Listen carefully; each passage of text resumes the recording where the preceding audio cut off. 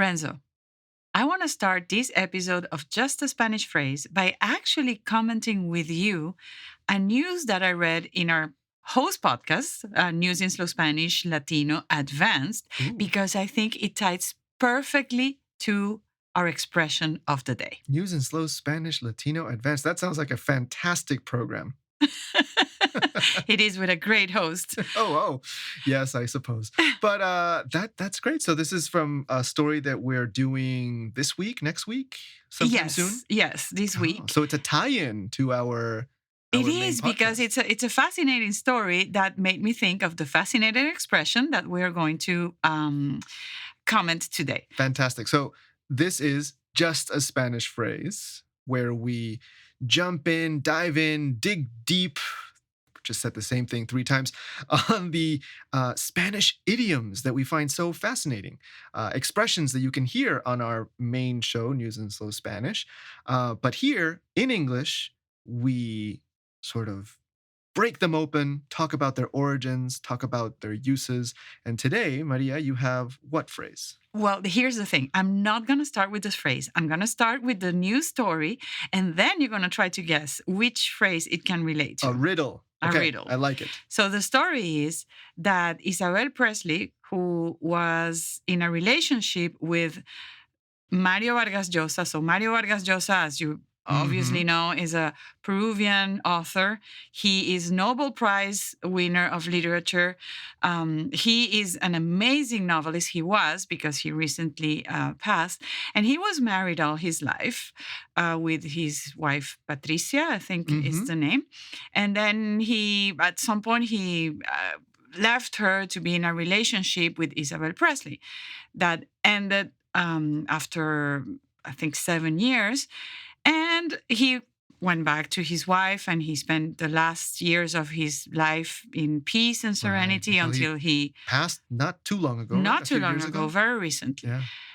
But the story is that now Isabel Presley is publishing all the letters that he wrote to her. Oh, scandalous. Exactly. Yes, because first of all, they are private, and second, she doesn't have the consent of the author, who is dead. Yeah, I can't give consent anymore.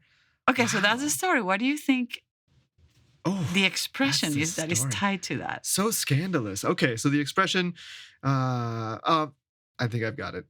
It's too easy. No, well, it's not that it's easy, but you mentioned, putting things out there that should be private. Yes. And I can think of one expression I've heard many times from my abuelita.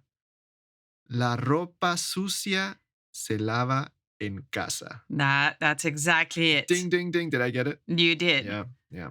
No, but that's a good one. Oh. La ropa sucia se lava en casa, or in Venezuela we say los trapos sucios se lavan en casa. Yeah, with trapos would be rags. And the whole phrase, the ropa sucia se lava en casa, in English would be something like dirty laundry is washed at home. Yeah, pretty much. And what it means is like your private life should remain private, which we can be talking about this for hours, the separation of the artist and the man.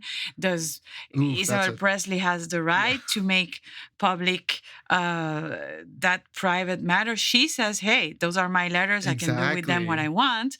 But I'm sure Vargas Llosa would say, no, I wrote this and I didn't give you permission to publish them. But even for a second, let's imagine that he were alive still.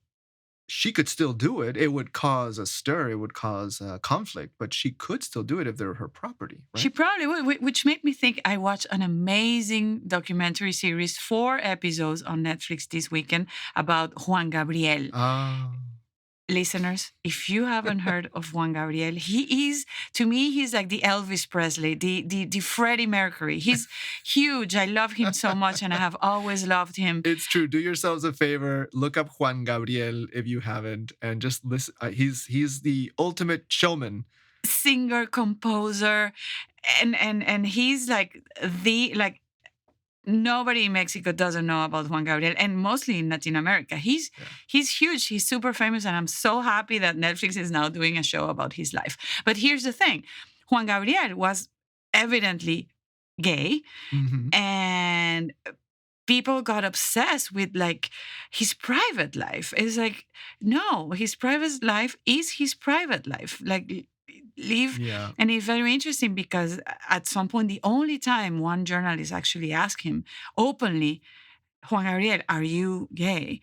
And he said, don't ask what you can see, which I think was a brilliant answer. Don't ask what you can see. Yes. Oh, Don't ask wow. about what is visible. Brilliant. Lo que se ve no se pregunta. What you can Mhm. see, you don't ask about. Mhm. But he was very brave because he was he performed in a very, very machista society, Yes, the he was Mexican performing society, in very Latin homophobic America society. at a time when it was not okay to be Homosexual. open. Yeah. Yeah. And he embraced the mariachi, which is like the, like the macho singer, and he was very openly effeminate. Yes. And some people like criticize that, but then you have to watch the show. I don't want to disclose too much, but it's fascinating. I will. But okay, la ropa sucia se lava en casa. So dirty laundry, private matters, they should remain private, right? Yes. And And that's I kind of know what because Juan you know Gabriel- so much about history, you know Oh. the origin of that. Of course. Yeah, this is a really great phrase with a great story because, of course, it brings us to gossip, right? Think of the phrase. It's saying private matters should remain private. Well, that's a reaction to the dangers of gossip. So, for the origin, let's go back to the Middle Ages. Think about noble houses. Okay, so a house with a family with lots of power, lots of money. They have lots of servants, and so they have people that are dedicated to washing all their laundry. So maybe once a week, maybe every couple of weeks, they take all the nobles' dirty laundry, they go down to the river and they wash out in public. Now, that means that all the laundry women, usually women, this was a job that was done by women traditionally, would convene at the river to wash all their like bosses, Masters. yeah, their master's laundry at the same time. And guess what they're doing while they're washing all these dirty linens? Oh, they gossip about everything that was going on in Everything. that house. So all the secrets of the rich and powerful at the time of the noble houses were getting shared there at the side of the river while they were washing the dirty laundry. So dirty laundry became synonymous with the spreading with of gossip. Exactly. So if you wanted your life to remain private, you had to ask your servant, please wash my clothes in-house. Do not go to the river. Or wash it yourself, which was, of course, unthinkable. Unthinkable. Can you imagine that? But yeah, that was the origin of that phrase, which, of course, we have still to this day. The idea that if your dirty laundry is synonymous with your secrets, with the gossip about you and your family, if you wanted to remain a secret. Yes and no. You know me. I'm always in the middle. I always like to find the middle ground because on one end, when you are too secretive, that means you're not talking about things that might be talked about, like mental health issues or Very like true. addiction issues. It's good to bring that into the conversation or to get some help. And to tie that back to celebrity culture, since you brought up the example of Juan Gabriel, I think it's really, generally speaking, a good thing when we see, and we see this more and more these days, celebrities that talk openly about issues like that, whether it's health issues, mental health issues, social issues. I think it helps. It generally drives a conversation, which needs to happen. But the other side of that, the flip other side, extreme, there's Yeah. the extreme of not talking at all, being very secretive and mysterious, and there's the other extreme of oversharing, exactly, which also we see more of these days. And I think social media is to blame in that case. The oversharing, the over. So we talked about ropa sucia se lava en casa. We do have an English equivalent for that phrase, which is it's in the same vein, airing out your dirty laundry. Oh my God. Have And you heard now that? nowadays on social media, you air Everybody's airing out their dirty all the laundry. dirty laundry everywhere. So that's an extreme. But you see, we could talk for hours about these. Yeah. But unfortunately, I think we run out of time.